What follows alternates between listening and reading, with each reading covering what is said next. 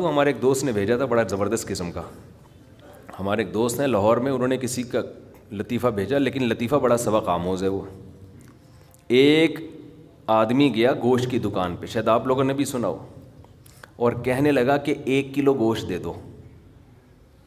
اتنے میں ایک بندہ آیا.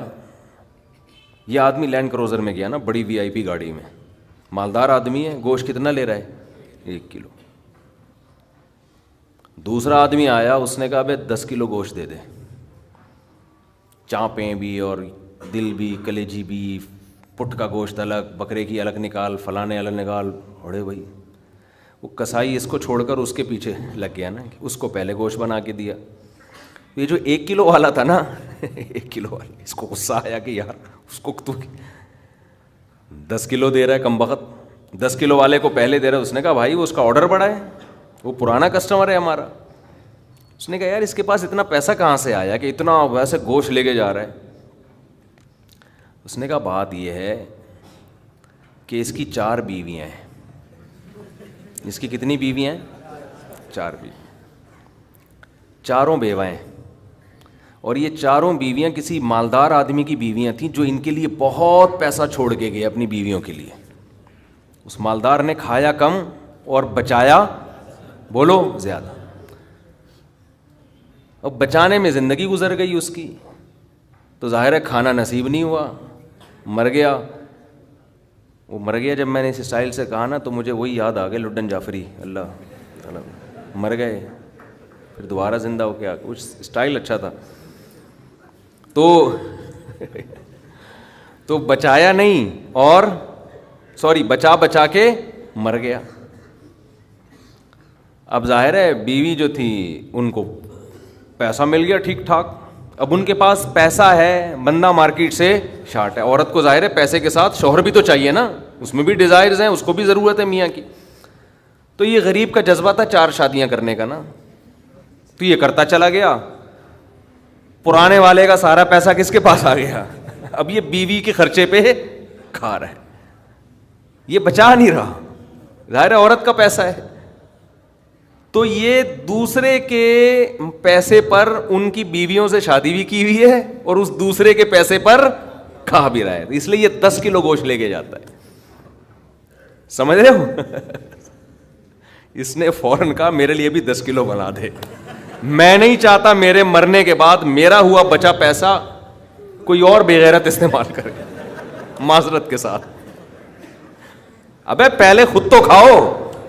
اس وقت جو تمہاری حاضر سروس بیوی ہے، بولو تم جب تک میری بیوی ہو تو کھاؤ، ٹھیک ہے نا؟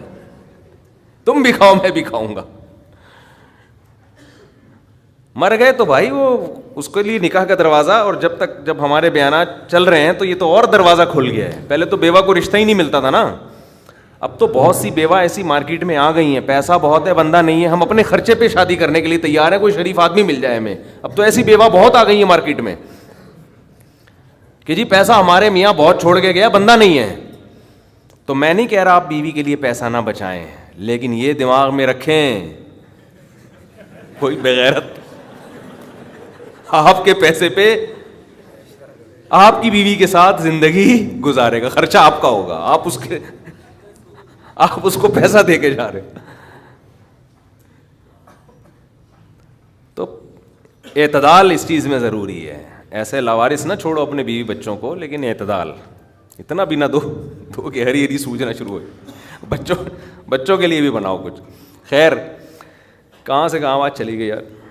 تو جلدی سے بات کو سمیٹتا ہوں، کیا کروں پھر گھوم پھر کے ادھر ادھر دائیں بائیں جانے لگتے ہیں. تو یہ میں ان لوگوں کے لیے یہ لطیفہ ہے جو بہت زیادہ بچانے کی فکر کرتے ہیں. میں کہتا ہوں نا، آپ اپنی اولاد کے لیے بچا رہے ہو، اپنی اولاد کے لیے بچا رہے ہو، کھا نہیں رہے، نہ خرچ کر رہے ہو بچوں کے.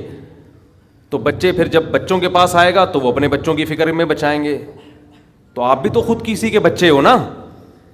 آپ کھاؤ، بولو مجھے اپنے ابا کے بچوں کی فکر ہے، میرے ابا نے میرے لیے چھوڑا تھا، میرے بچوں کے لیے تھوڑی چھوڑا تھا. اور اگر آپ کے ابا نے آپ کے لکھ کے بجائے آپ کے بچوں کے لیے چھوڑا تھا تو آپ کے ابا تو بڑے بیوقوف تھے، کیونکہ بچوں کے لیے بھی اس لیے چھوڑا کہ وہ اپنے بچوں کے لیے چھوڑیں. پھر تو کھائے گا کون پھر اس کو بیٹھ کے؟ بات یہ کہ اللہ پہ اعتماد اور توکل بالکل ختم.